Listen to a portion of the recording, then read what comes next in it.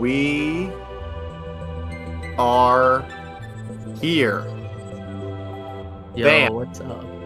There we are. We are here at the big one. We're doing cruise, and man, I don't even know where to start. We got so many events coming up this week, so many sick crews today. But let's just introduce ourselves. My name is JD. Yo, what's up? It's your boy Wasabi, and I am so excited to kick this cruise off, honestly, JD. Yeah, me too. I mean, we have just to start Midwest versus New England, right? We could go through all of it, but I just want to start with the starters, right? Because who knows the counter picks and all that, but the starting set going to be Zamu versus Get a War Machine.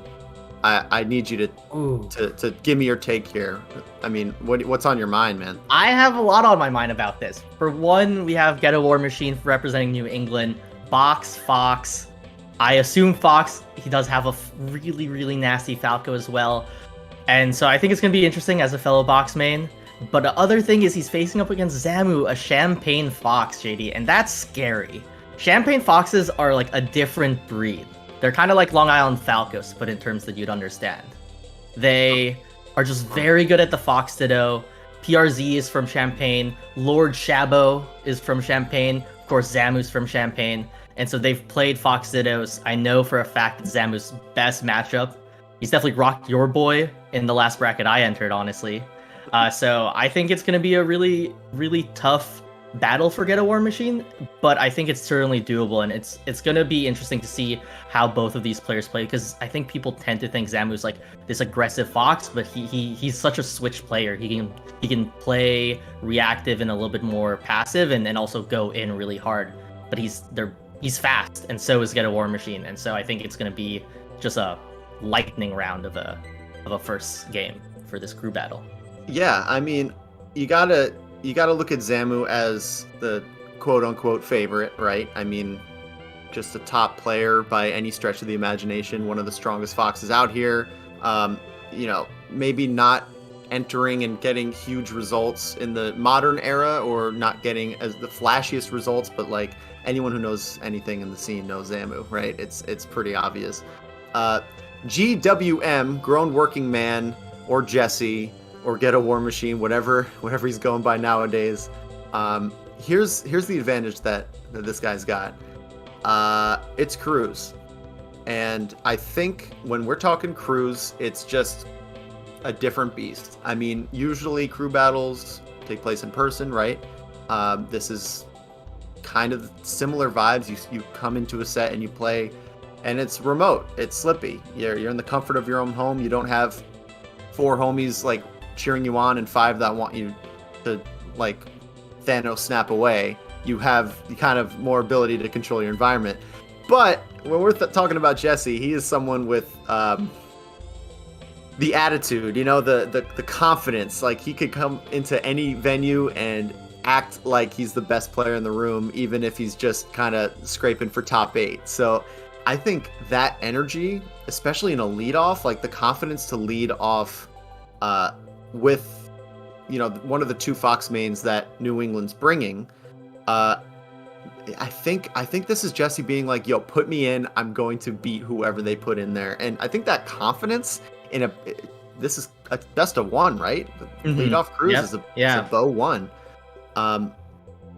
Sometimes in the Fox Ditto, if you're a switch player like Zamu and you aren't maybe completely locked in, maybe not warmed up enough, maybe whatever factor that the working man himself can come in and take advantage of, I think that's a factor. I wouldn't say it's as free as the better player on paper is going to take it. Yeah, I agree. I don't think what I was trying to say, if I can elaborate a little bit, I don't think it was a better player sort of thing, but more of like this is Zamu's matchup. This is he has grown up just playing Fox Dittos against Shabo and PRZ. We're seeing them warm up right now. But I like the thing that you mentioned about confidence, honestly, JD, because I definitely know that Jesse Get a War Machine is the perfect player to start off for New England. There is no better player, and to just like steal the momentum, right? And I think that if Get a War Machine can get the first stock and kind of lead the pace of the match and control that tempo, I think it could be a game that as you said, it's a best of one. So Get a War Machine could get the lead and the counterpick advantage for New England.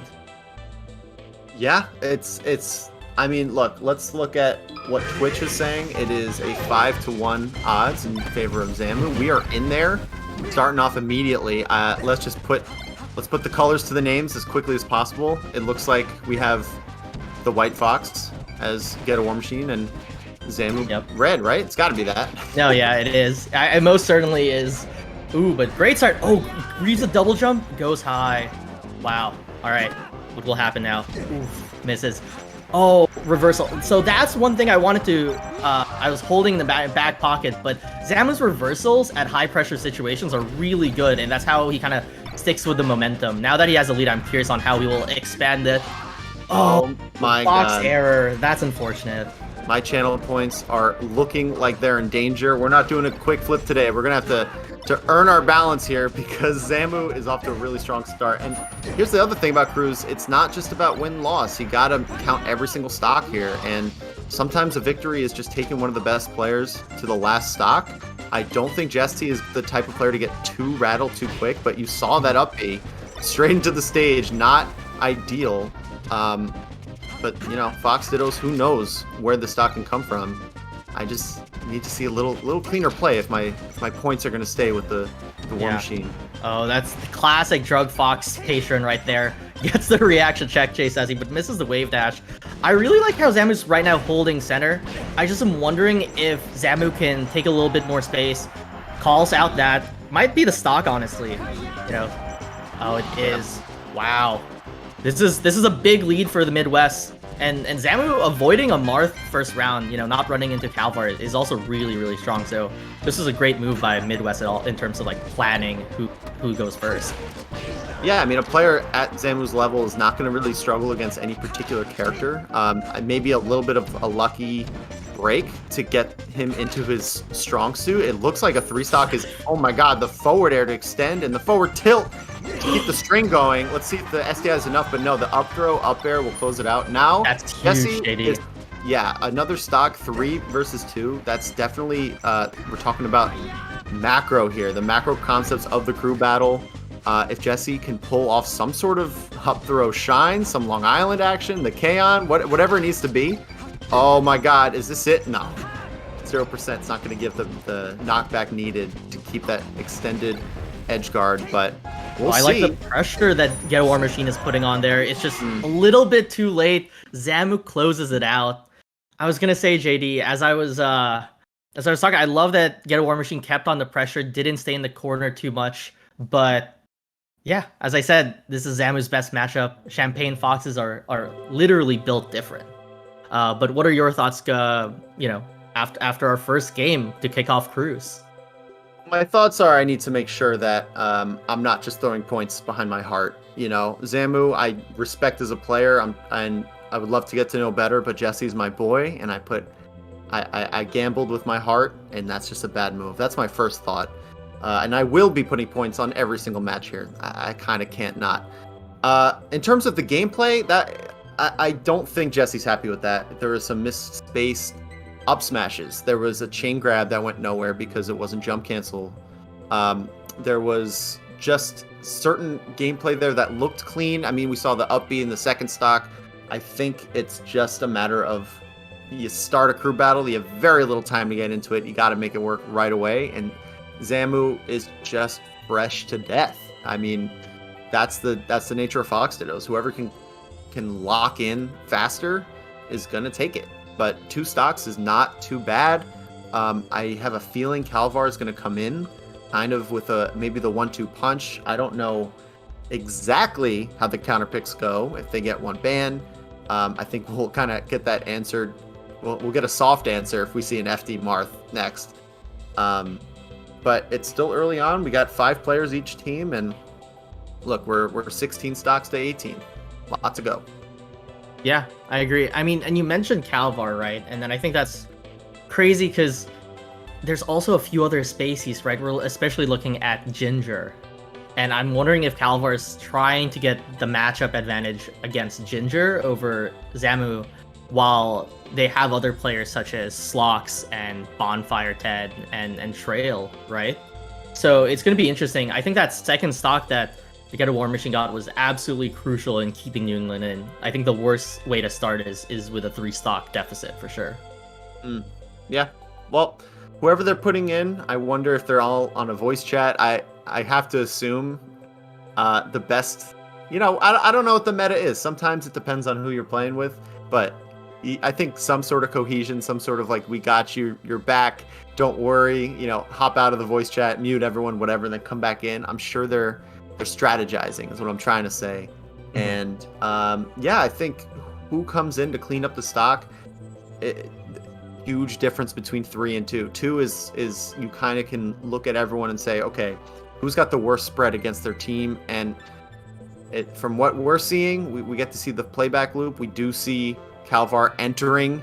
You called it, JD. Battle. You called it. It's kind of like, sometimes it's Occam's razor, right? You think sometimes you don't want to overthink these crew battles. You just got to make sure you're staying alive, because momentum really can kick your ass. If you're saving your anchor for way too long and all of a sudden their top or their lead off is just cruising, you got to stop the bruising. That's what I always say every morning. So I don't know, man. We'll see what Calvar can do. There's definitely a world where this just goes quick 2 stocks gone. Calvar doing crazy Marth, not just Marth thing, but like Calvar thing, Yes. Particular. I mean, what's your experience playing him? I've played him once in bracket, and it was almost like Mr. Krabs meme. I didn't know what was going on. There was all this stuff going around me, and I wound up on the floor in a puddle of something. What do you think about Calvar in this matchup? Yeah, I mean, very, very strong in this matchup. We have a long history of money matches as majors. And, my thoughts on playing Calvar is willing to swing. Again, just very much a switch player like Zamu is. I think the big thing with Calvar is, especially knowing him and getting to talk with him, a lot of it is really just that he's willing to take the risks, and he's never down and out. So I know for a fact he just believes that he can take the 2 stocks, which is like the first most important things you want, especially in a crew battle when you're repping your region. In terms of like what to look out for Marth specifics compared to other players, I really think I'd watch out for a lot of his like aerial play and like down tilt usage, and then when it's the right time, he'll make kind of harder reads, and I think that's what we should look out for with Calvar. But also, like, again, like, it could be a player where he just feels like sitting back and just swiping at the Fox until the Fox, can't make it back on stage. So just such a well-rounded Marth, honestly, JD. It's hard to predict how he will fare against Zamu, who is also like, who I consider like a switch player. I think he'll fare likely twice per jump, but I think in terms of overall gameplay, Calvar has always been someone with insanely good fundamentals and a big bag of tricks. It's a funny dichotomy he has as a player, but as we open up, obviously you gotta take those stocks. We've earned them. Get out of here. Yeah. And we can't do the classic countdown, but I'm sure they picked a time that they're both going to start. Yeah. Maybe 45, if I had to guess. Now? Yep. And we're in there. So, look, there's not going to be too much time to analyze. I just want to see clean play as soon as possible, because otherwise these people are going to be disappointed. Yeah, trying to bait a panic roll there from Zamu out of the corner. Zamu holding shield really well and using crouch cancel. This might be it. Oh, misses it. What I really like so far is, as what you mentioned, is Calvar has a bag of tricks and probably one of the largest among kind of like the players around his level. And so I think that's the scariest part, especially as a Fox, where one mistake and that's your entire stock. Yep. I mean, it's definitely a Marth that can be swingy and then just bait you on the ledge and gimp you. There's all the different types of strategies, and I think in crew battles that becomes, this is just what insanely that shield tight was right now. crazy. Tries to snipe with a shine. But there's no kills. That's the thing. I mean, I say that, and the up B comes out. Calvar. Right. Here it goes. What will we see? Oh no, Zamu is definitely just trying to get this up smash, looking around, baiting it out, back airs, to weaken that shield. This is almost like a last stock situation because it is a big difference between a simple counter pick advantage and a full stock advantage, but we're going to get both for this team. Calvar needs to stop the bleeding immediately. A grab can start, but he's mashing. Mash out. Yeah, he's touching all those buttons at the same time. Get out of there. Stop touching me, Marth. And I don't think this is going to be an easy combo. I mean, this defense from Zamo has been immaculate, and it is not stopping. It's crouch canceled on the tilts. It is just everything, but you can't crouch cancel that. No, sir. Oh, no. Whew. So Midwest looking strong, taking the captain pretty early. Zamu definitely doing the job of bringing out, as you said, the spacey counter in Calvar. And it might be really close, but I think that one stock is a huge deal because we got some sheiks on the other side, and it's not going to be too easy.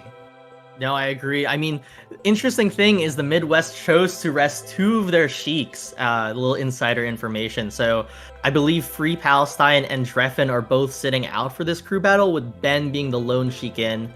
Probably what we will see next, unless we're going to get a little funky Marth Ditto with Kuyashi in there. But I like that Calvar only lost 1 stock because Zamu was holding center like a madman. The positional play from a defensive aspect was so good, and Calvar just couldn't get out of the corner. JD, I'm sure you know as well, but Marth only has a 4-frame max Galint off the ledge, so turning your back against Marth and just putting out bears, puts Marth at a really, really weird spot on the ledge, even if it's scary that you can get reversal grab, Fendi down through double down tilted. Thanks for assuming I knew that frame data. Of course I don't. But in terms of what Calvar was able to bring out, I think you're absolutely right. Just what is available was going to be there for Calvar. It wasn't going to be like the pure optimal. It wasn't going to be the craziest gallant frames. It had to be what he did, and cleaning up that last stock. I think Zamu wanted to clip the edge on that up B, and the pretty clutch down tilt into down air to end it.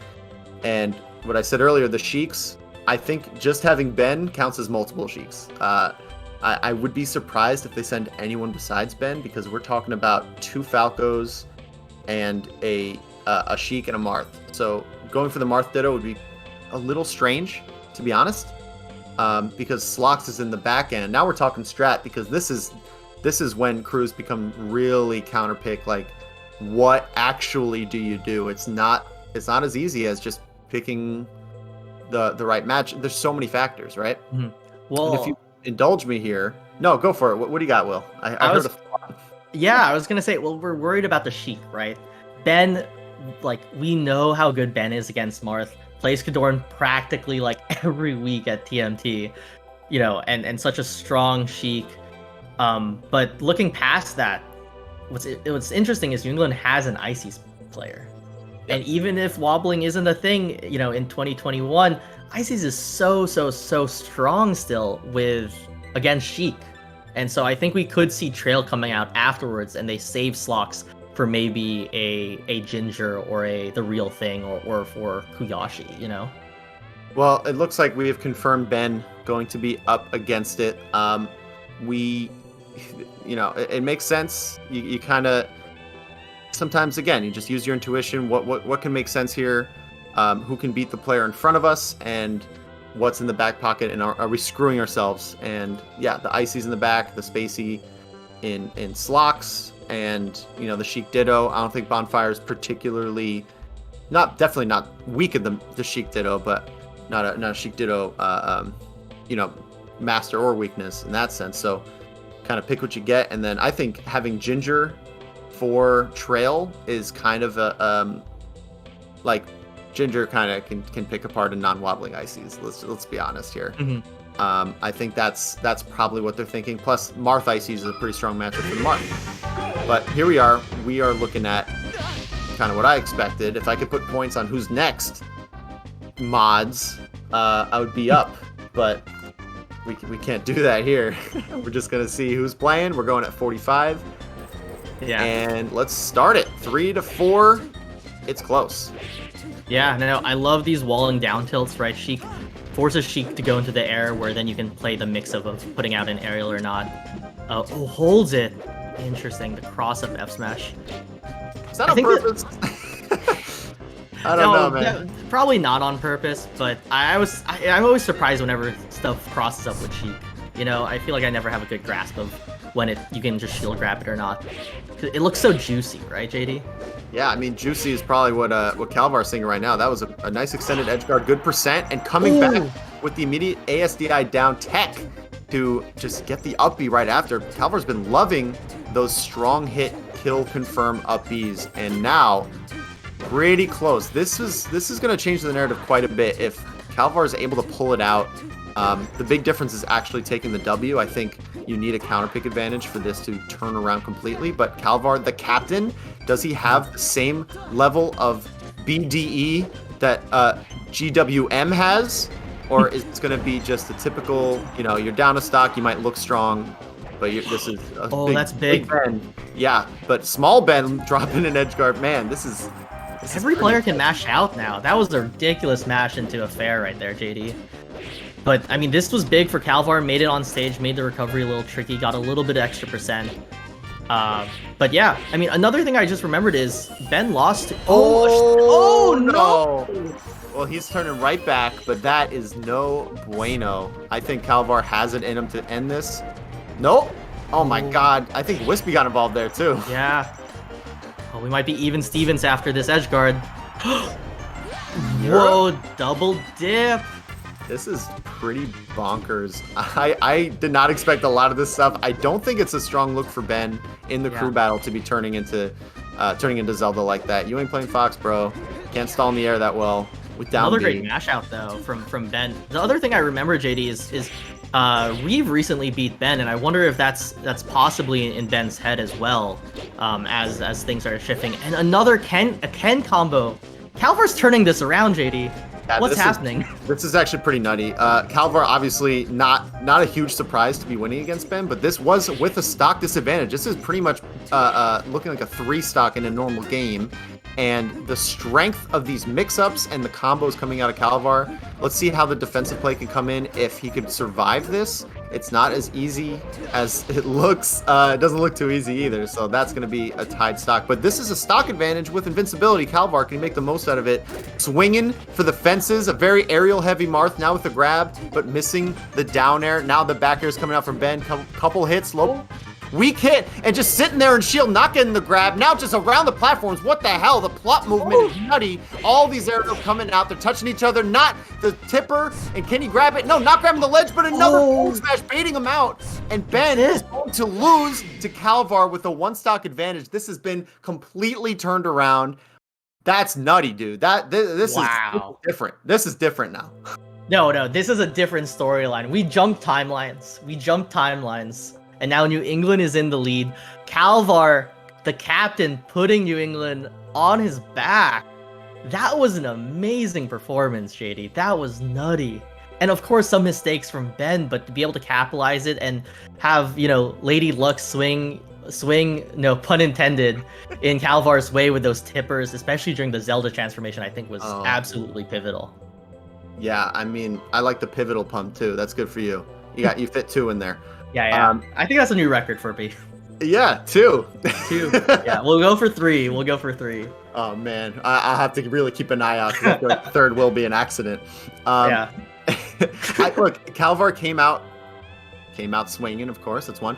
But that's also just the kind of Marth he is. That felt like a comfort zone game for Calvar, and I think when you're talking about crews, obviously, there's adaptation mid-game, right? There's a little bit of you can't just fall back to your comfort zone. You can't just go in doing what you know. But these are all best of ones, and often there's less stocks than that. So coming in and playing swingy, playing aerial and very drift heavy is Calvar's cornerstone of what makes him unique and what makes him a strong player is his grasp of aerial movement and swinging.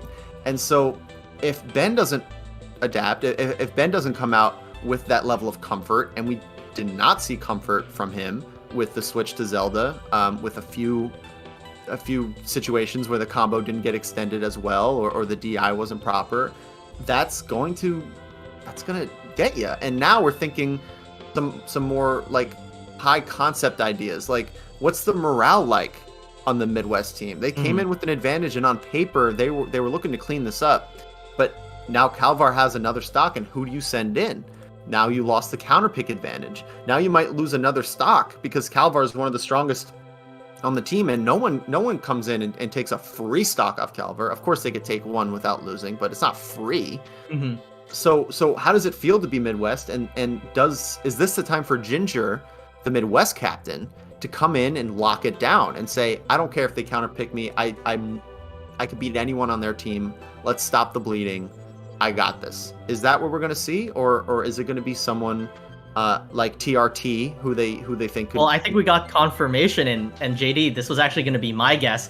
I think they're gonna let it go to be a chaotic Marthido, putting in Kuyashi, because I think, you know, you could say, yeah, you could put Ginger in, stop the bleeding, right? Make sure you bring it up to even Stevens.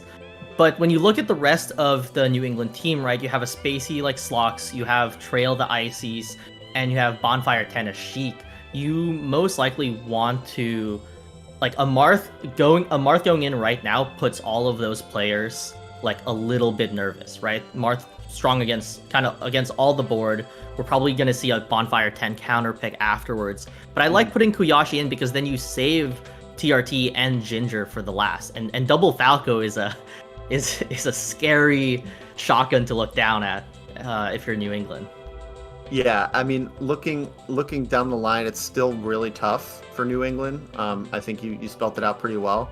And yeah, it's a different strategy when you just got to clean up one stock, right? It's like, it's pretty tough to just four stock in the Marth Ditto. Mm-hmm. And, you know, if Calvar is going to come in and do that, obviously it's like kind of GG's. Can't count Ginger and TRT out, of course, but that's just a situation that's likely not to happen. But you can see that against the Falco, right? There is a world where Calvar just gets like these insane combos and completely gets a Falco shook, and you know they fall apart and whatever. That, I guess, that could exist, and so yeah. I don't know. It really comes down to what this one stock can turn out to. Yeah, and you mentioned Calvar, and I'd love to focus on Calvar, right? The man of the hour right now, from, you know, bringing New England back to the lead with counter pick advantage. There was a pivotal moment on the last stock that, you know, it happened so quickly I couldn't mention it, but the ASDI down on defense was so crucial on last stock because there was a dash attack that actually just like didn't launch Marth. Marth stayed grounded because of ASDI down. And just that small thing, I felt like made it so that it was harder for Ben to get any sort of momentum last stock.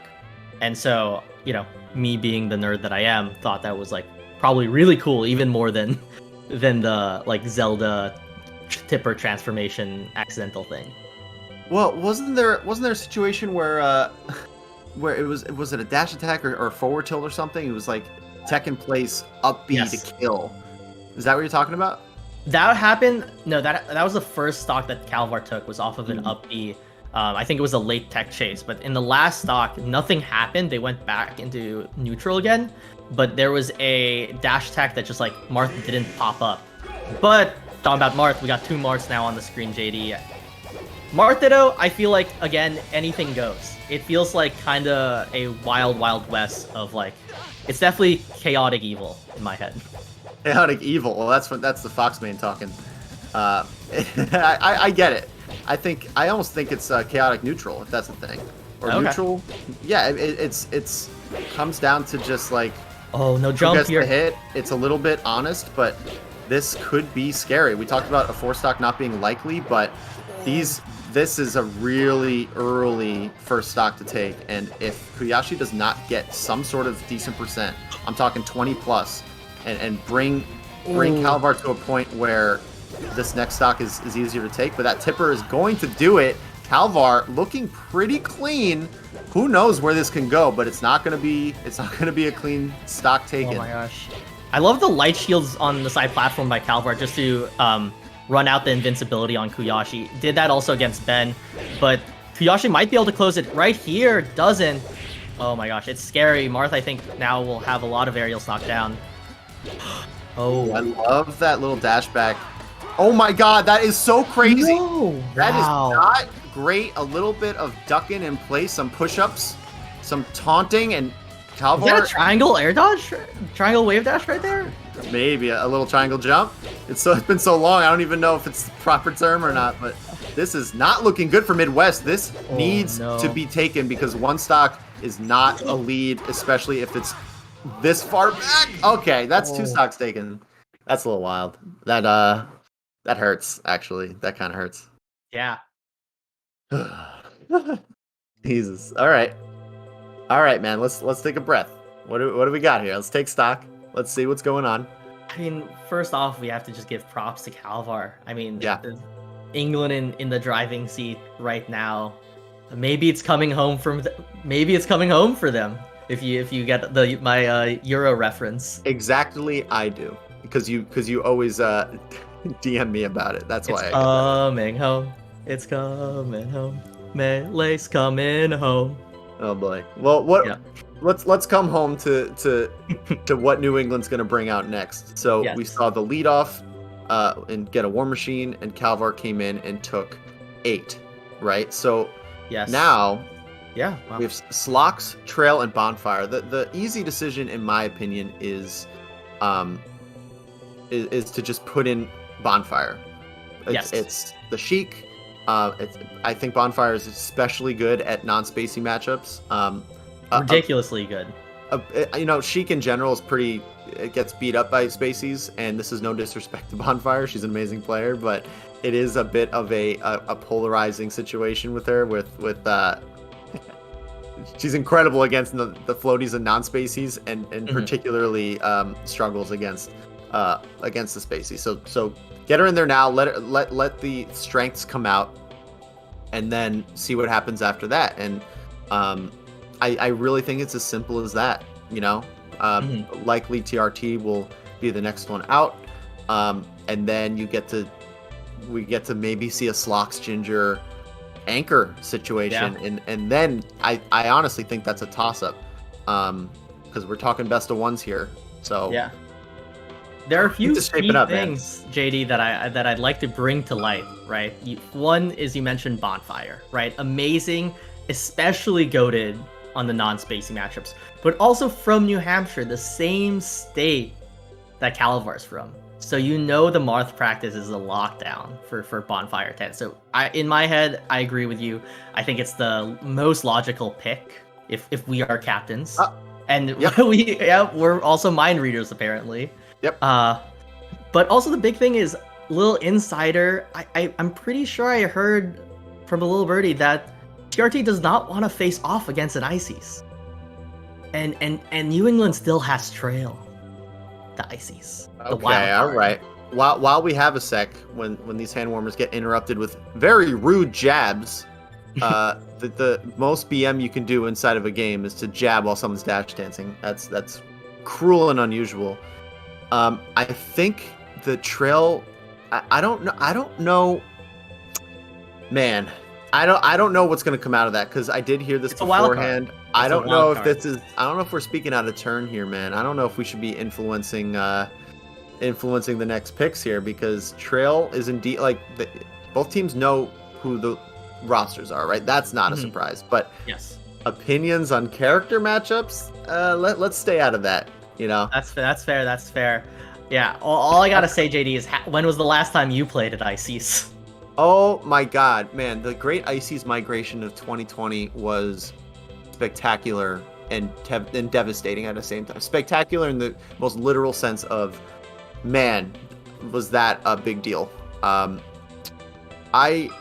miss the Ices. They always brought a really nice kind of energy to the locals, and I don't know. I hope they get into commentary or something. They're used to duos, so maybe it's meant for them. But I've not played an Icy in a long time.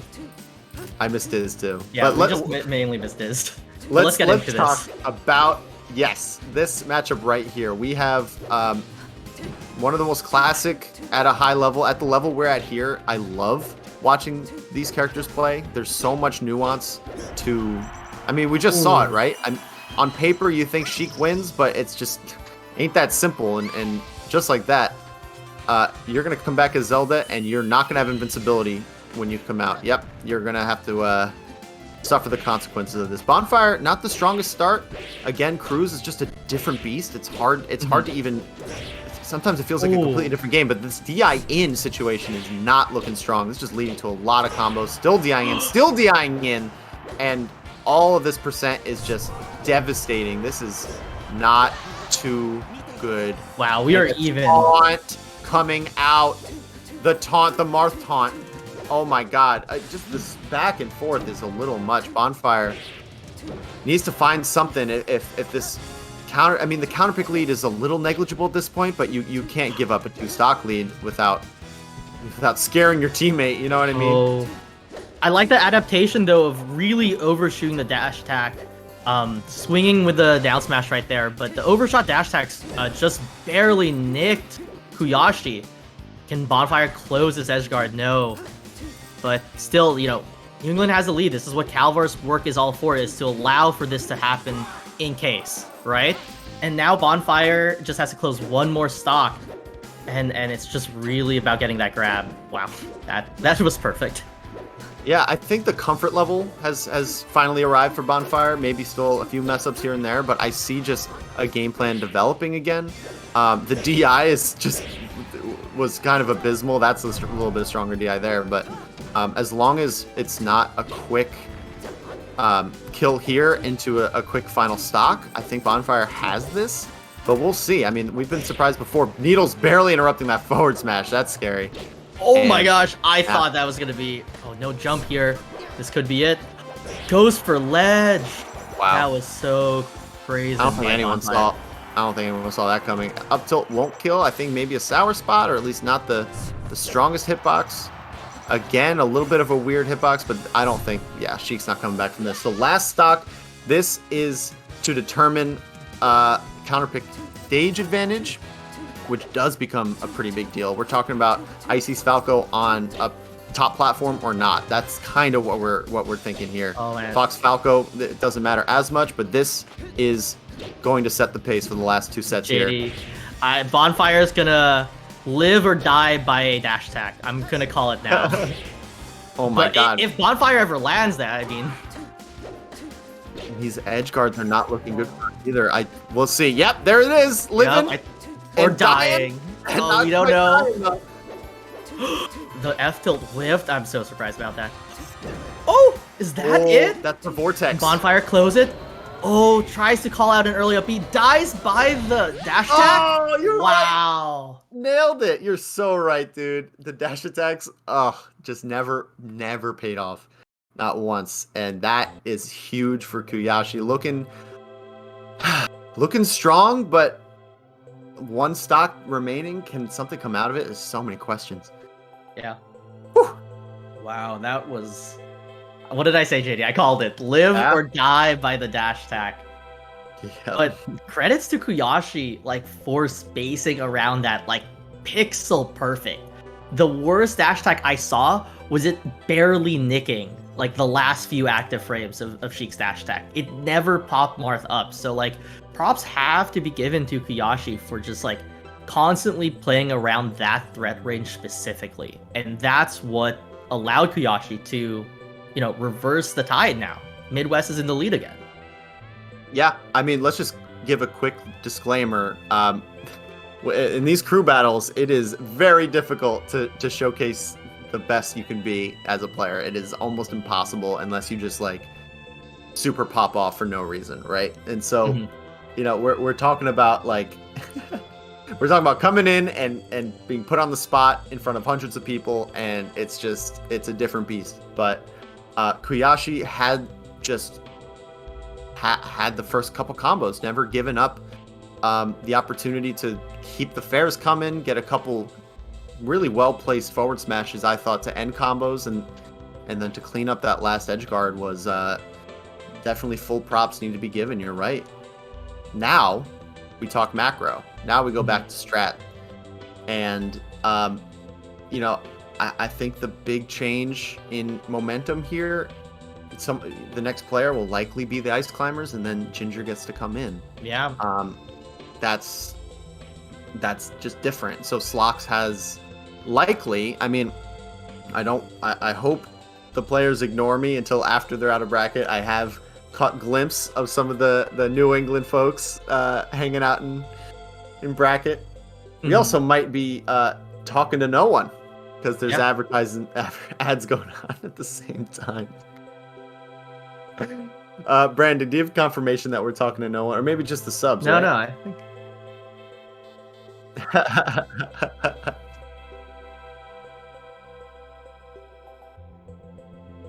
Cool. Wait, what is? Does that mean what I thought it means? Okay, good. Well, I'm just enjoying the melee too much. I'm a bit giddy. I'm on my second White Claw of the day, and you know me, I'm a big ol' I'm a claw daddy. You know what I mean? So, look, here's the bottom line. Yes. There are 2 players left for New England: an Ice Climbers and a Slox. I actually don't know what character Slox picked. Slox could have picked Falcon for all we know. Yeah, honestly, I've not seen Slox in a minute, so I wouldn't be surprised for a Sheik, honestly. Yeah, for real. Like, Slox has, I think, 5 characters that are unbeatable by 99% of melee players. It's insane. So I think what we have to go off of is there's 1 stock remaining. Do you just throw in Slox and hope that he could do enough damage to clean up the rest? Ooh. And it looks like, it looks like the confidence is being given to the closer here. I was gonna say I was a non-believer. I was always gonna think that it was gonna end with Slox Trail going in, and the big factor was gonna be who goes in for Trail, depending on who had the lead, right? Either TRT or Ginger. But Slox going in, it's an aggressive move by New England. It really forces now it really forces their Midwest's hand if Slox can clean this up, right? If Slox can take this stock really quickly, and we've seen Slox do it so many times against, Rishi. It's almost like a storied rivalry, at least in New York, right? But it's going to be interesting because if Slox can take it, how they force Midwest's hand is going to be interesting, right? Because do they just trust on their boy TRT, or are they gonna maybe take a little bit of extra insurance and putting Ginger in? Yeah. Well, I mean, we'll see. We've counted our chickens here before the stocks hatched, as it were. And I think in this situation, Koyashi has shown some real strong gameplay. And we're into it. Slox playing the Fox. All right, we might have overthought it there, but you never know with this guy. Oh no. And hopefully for New England, this just becomes a quick one-off. Slox comes in hot. Oh no. But we'll see. Koyashi. This is scary. Combos here. Sakurai leading to nothing, but getting back on stage, and now has an opportunity. Ooh, calls it out an early beat. Wow. JD, I gotta talk about it. I gotta talk about that stock. I know you have a lot of feelings. Let's go through it. What do you got? All right. One was I was very worried for our boy Slox. Just the platform tech chases and stuff like that. I think really the biggest thing was that last interaction where Slox dipped low to go for the shine. I think it maybe made Koyashi a little bit antsy, and this is all speculative. But I feel like it forced the early up B because there was no need to early up B there, and Slox was just ready to do that. And the thing that we didn't have time to really set up is how kind of explosive and read heavy Slox can be, right? It's not just that Slox is insanely fast. It's just Slox picks really odd options sometimes, and when it pans out, it pans out.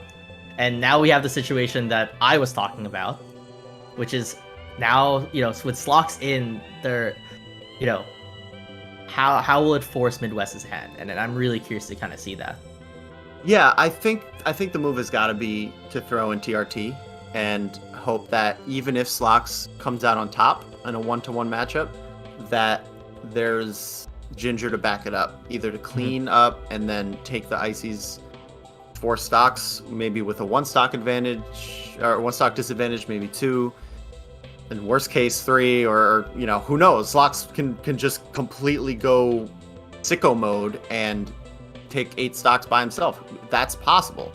But I think TRT is such a strong player. It's not like oh, Ginger and then this way worse Falco. Like the real thing is the real thing. Like yeah. I don't know how else to say it. I wish I had Zolts to kind of spit out here, but if you know, you know. And look, we'll see.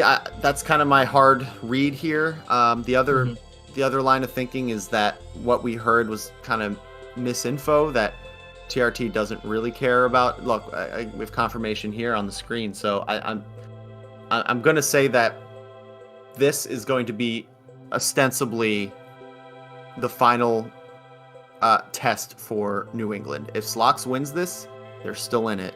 If Slox loses, then you have Trail, who's a mighty fine player, but just I don't know if he has what it takes against a TRT stock and then a full set of Ginger. It's just it comes down to this, I think. It does. I mean, TRT very, very good in a lot of matchups. Such a well-rounded Falco, but really, really solid against Fox. The main thing, and I wish I knew more like local history, but Slox's biggest rival in Connecticut, right? The real player to really push Slox every week in, week out was our boy Lint. And I love seeing Slox play against Falco specifically. I think Slox's rapid style and really being able to like close space and prevent Falco from kind of setting up shop with some lasers is really, really crucial. And yeah, that's pretty much it. I just wanted to remind everyone how sick Lint was, as Slox's biggest rival in Connecticut.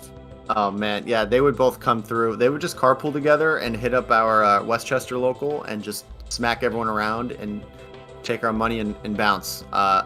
They were definitely a sight to behold. And so huge shout outs to Lint, of course. We got Slox here, hopefully carrying that Lint XP. And we're in for a few good sets here. We'll see what Slox can pull. I thought he looked really clean that first game. I was scoping out a little bit of those hand warmers, some cheeky movement there, but this is 4 stocks to 4, so we're into it. No countdown. We're going at 8 on the dot. Let's see what comes out of this. Yeah. The big thing I'm curious is how Slox moves around crouch cancel and ASDI specifically. I feel like Slox just hasn't been as active in this new era where it's just way more prevalent, especially for Falco specifically. Tries to call it out with an up smash here. Another key thing is now that Falco is out of CC %, like knockdown for both of these characters is absolutely crucial into winning. Yep. I know you got those knockdown percents on lock. Yep. It's okay. Let's wait till the percents reset because I want it to be relevant info, not just nerdy info. Because you got that shit. You know when it's useful. Was nerdy the wrong word? I'm sorry, buddy. No. You're right. It's not the right time to pull out those percents yet. But it might be soon. Might be now. What does Slox want to get at this percent or at this? Right now, nothing will knock down. Slox needs to get to 32% for a strong bear and 36. Oh my god, almost buying a few percents from that sick Omsa tech. Yeah. Then snap to ledge and just right back into it. Slox looking real strong, but TRT. All right, there we go. I'm seeing really good defense. The Shine Out Shields have been converting pretty well. That's the first one that hasn't really hurt. And they're just coming out real strong. Slox needs to pick better options. And we'll see if any of this can lead to much. It's just good defense all around from both these players. It's a little bit nutty. You almost can't see who's getting what. The turnarounds are so consistent that each opportunity so far, that air dodge looks scary. Try Guys almost getting involved, slowing down that forward smash. 13 now with the lead, but as you said, Omsa tech. Oh my, what? Oh my god. What was that? Anything. How many side Bs was that, JD? Oh, the laser reset, bro. I don't even know. This is so fast. I can't even admire it fully. We should really watch it at half speed next time for our sake, but we're in here, bro. TRT, this is all from just insane defense not dying. This was from an Omsa tech into just good that's it. ledge play. TRT is about to close this out with 3 stocks if Slox does not come in and do something drastic. Randall even getting involved. Not looking good. Dash attack missing because misread what get up that was. Weak back air upon weak back air. Up throw into another weak back air. Oh my gosh. Everything's missing or weak right now, JD. The melee gods are not smiling upon New England right now. No, they are not. And TRT is looking like a closer in penultimate closer clothing. If that made any sense, it made sense to me. I don't care. Oh, But here's an up air though. Slox. This could be it. Yup. Hold on. We are in last stock. Slox with 50%. TRT coming back invincibility, but now the momentum is clearly in Slox's favor, and he's someone who could carry that. But now the combos. Can this end? Edgeguard situation. No shorten. Everyone thought it was a shorten. But now another situation. Shy Guys get involved with the lasers. Going by attack. No down smash. Slox has an opportunity. A shine is all he needs, but the get up attack on the forward smash. Nothing. Full hop nairs. Clip in. A full hop nair down goes Slox. A brief moment where everything looked possible, where the gods smiled briefly upon New England, and then the clouds came back. TRT closes it, but making everyone sweat. That was a bit of a heartbreaker for Slox. Yeah, I agree. I mean, Slox looked like in the lead up until like that shield game from TRT, that reversal game came in. As you mentioned, excellent defensive play. And with Falco, you know, it's all about that shine out of shield, being able to just start a combo. And honestly, that even that last stock, TRT was able to build enough percent at the very start from a CC shine, right? And again, that's kind of the big thing I alluded to is, you know, we haven't seen Slox in sort of this new era where ASDI down and CCs are just way more prevalent. And it looks like it kind of bit Slox, you know, it just was tough for Slox to kind of get around that. Yeah, I mean, I would have liked to see a few more shine openings. I feel like it was a lot of clipping with some full hop aerials, and it would work from time to time. I think picking the spots wasn't really Slox's weak point there. It was just creating openings wasn't really happening. And so, you know, TRT obviously, you know, Falco, it's pretty clear when Falco gets a nice juicy combo, but Fox sometimes it looks more like a long sequence of either strings and, you know, regrabs or mix-ups, or it looks different, but it was kind of clear that Slox wasn't getting that same level of clear opening that would lead to juicy percent. It was more chip damage that he would kind of have to get lucky for. But that up air string, bro, that got me going. I mean, that's the classic, right? Especially on Yoshi's. I think also it's just like the move selection was a little bit unfortunate, and you're right. Slox like just had the openings, but I think there were like 5 weak bears in a row, and if you think if one of those was an air, that's like 50% less, and it could be a different game altogether. Yeah. But you know, sometimes that happens, right? In melee, and it's unlike traditional fighters where it's like, okay, a jab, a light move, like will like, you know, deplete the health gauge regardless, right? In melee, you have to close stocks, right? And it's a completely different strategy, especially at high percent because of that. Yeah. I mean, speaking of closing stocks, it can't be said enough. The defense from the real thing on that second stock, when it was 3-3 and Slox was looking to tie it up, and it just attack and some sick movement to come back on stage that led to a full stock being taken against Slox. And so, yeah, you got to close. You got to make sure that you're not just kind of going autopilot too early and just looking for the same openings that you were at lower percents. And I like that you mentioned these knockdown percents. I think anyone getting into the game can start a really good habit of changing your game plan based on what your opponents, maybe not changing your game plan, but incorporating percentage into your game plan. Speaking of percentage, Ices once didn't care about percentage because they would get a 1,000,000% from any point. Now I believe wobbling is fully banned. We need to catch out in some cases, but we have a situation where it might not matter. We just need one stock. Nana's in trouble, but what do you see here, Will? It's a little hectic already. Yeah, I mean, the biggest thing, right, now that Nana's gone, the real thing doesn't have to worry about too much. I feel like some species kind of sit back, but you can really go in. There's not a lot that Sopo can kind of contest with, really, against Falco and Nares and Lasers, especially with Nana gone. So I'm looking for TRT to play a little bit closer and just close this stock out. Really, the big thing is just prioritization, right?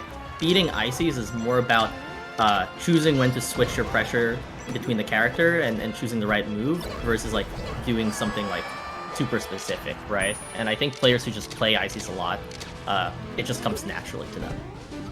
Yeah, and Trail's showing a lot of strong movement, and I really like the decisions I've seen. Now we have a bit of handoff, not getting the proper SDI out, looking like Mango versus Chew right now. Did get back to ledge, so just a quick moment of hope for TRT, but we're still 5 stocks to 3 here, so anything at this point is just... Oh, that laser switch was so good to prevent so Sopo cool from coming in. That was sick. Trail needs to close this out if we want to see a glimmer of hope for this team. But sometimes it's a little bit more about those handoffs and making sure that even though Wildblink's gone, you're still taking full advantage of that strength of Ices, which is grab combos. They still exist. Way less confirmable. Practically, I don't know what's worse than nerfed into the ground, nerfed into oblivion, nerfed into like the grab game goes from literal infinite to to finite. So it's I don't know, man. It's sad. It's a sad story. But Trail's looking good. I don't think this is completely free. Ginger needs to play good to close us out, but we might be looking at the end of the set here. Yeah, I mean, the big thing, right, is even if Ices doesn't have wobbling, Ices is still like a very strong character that has mix-ups and a really strong punish game on Spacey still. You mentioned like the grab game being finite, but if you don't practice the SDI down off of the down throw down air, you're gonna just get like pseudo wobbled still, right? And that's kind of what we saw, and unfortunately didn't close. The up smash just wasn't high enough against TRT when Trail did it. But someone as studious as Ginger, I can imagine, has that down on lock. And then Ices then have the opening of doing, I think, is it down throw up smash to mix with the DI of the SDI down throw down air. Because they kind of play into each other. Definitely depends on stage, right? With the platforms and everything. I do have very distinct memories of getting down throw up smashed and regrabbed and down throw up smashed and regrab. We got plenty of good ice climbers in the tri-state, of course, but yeah, I think Ginger is not going to get caught by the down air regrab trap. Yes. I think the big thing here that we'll see Ginger probably be really strong at is once Icy's shield, you immediately know where their threat range is, right? And you just have to space against a wave dash distance length, right? And that's what's really tough with a long wave dash, like with long wave dash characters, it's so committal to move. And I think Ginger is going to make it so tough to actually like get an opening because the minute Icy shield, you immediately know how far they can go from there. There's no sort of mix-up if they want to go forward. Yeah. Damn it. I'm kind of getting, honestly, dude, I'm kind of like in my feels about these Icy situations because, I don't know, something about losing to Ices and getting wobbled, it's like, it's kind of like, it builds character, I think. I think that the Spaceys out here are getting a bit too big for their britches. And I would love if we just keep doing this endless cycle of like wobbling getting unbanned and just all these Ices coming out and just dumping on all these cocky ass Falcos and Foxes that are like sick with tech skill but don't know, don't know their neutral from their bootral or whatever, and they just get grabbed into oblivion. Like, I need to see specifically my buddy Jason, who beat me in the last best of 5. I think he'd get destroyed by these Ices, but that's just me. I'm just salty. Ginger's out here. He's just on a different level. Oh, CCing the down air. That was brilliant by Ginger. Didn't even have to worry about the second hit because Nana was nowhere close. Jeez. And yeah, this is what I'm saying. It's about prioritization, right? When do you target switch more than anything? And wow. Ginger's play. This is textbook. This is textbook. This is a man who takes a lot of Drug Fox lessons, JD. That's all I can say. Oh, trust me, I heard about this very recently. For 2 years, once a week, 4 times a month, for 2 years, and you see it here where Trail was so nervous to play Ginger, he SP'd the first stock. That's how good Ginger is. Mm-hmm. Yeah, I agree. Yeah, I like also still being willing to grab Ices, right? Especially with Sopo. It's just like they'll shield a lot so that they don't die, but you can just grab forward throw them, and that's at the very least a positional advantage. Wow. Yeah. Very least. I just don't know. I don't know what else is going to come out. Oh my god, the up B to get out of that pressure as well. Just Ginger is not afraid to do slow encroaching pressure consistently. That down smash will take the kill. Yep. Take the stock. You know, I don't think, again, this isn't free for anyone. Now Ices or Trail, excuse me, has couldn't even finish the sentence before Ginger had the counter. Oh my goodness. Brutal. Oh, Nana's trying to... Oh, what a great target switch by Ginger. This is so rough for Trail right now. Ginger's playing so textbook, so well against Ices. SDIing out, or at least holding that C-stick up. Get out of that blizzard. And now the combo starts again. Down smash. If that was on purpose, that was a really good option. Wow. The isolation by Ginger... separating Sopo and Nana is what impresses me the most, honestly, right now. I'm just mesmerized. And it looks like Ginger's about to close it against, Nana. And then lone Sopo for New England right now. This looks to be curtains, unfortunately. Yep. Midwest doing a great job keeping their closer, understanding their assets. Some great performances all around. I mean, kudos to everyone on both teams. That was some great melee going around. And Midwest taking it against New England. Yeah. What else is there to say, man? Battle, I mean, honestly. Wait, what? I just said battle? I said crew battle, JD. What a crew battle to kick us off. Oh, yeah. I mean, it had everything. It had momentum swings. It had 8 stocks. It had a random Zelda transformation in there as well.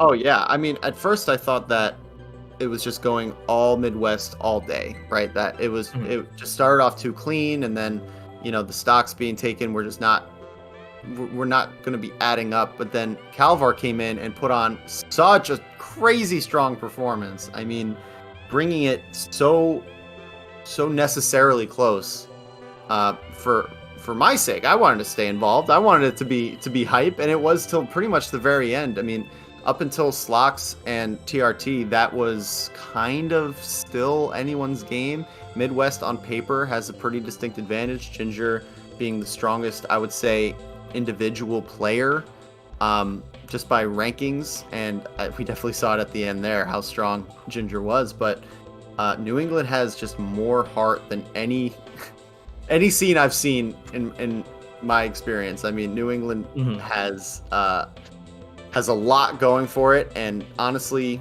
a team of 5 is a good representation. It's not the perfect representation. So strong stuff, and I hope they keep their heads up because they did really well. Yeah, I agree. It's sad that, again, like I just miss New England a lot, especially having moved to the West Coast, right? Always went up to see them at Hog and all at the Boston locals. But it's good to see like a strong showing from them again. Calvar, kind of the MVP for New England, and then for the Midwest, I think it was just clean all around, honestly. Yeah, and next we have MDVA versus Southeast, JD, which I am so excited to commentate. I know you are too, but we're actually gonna head to a break first. So everyone, keep watching, keep supporting the big one. Yep, be right back.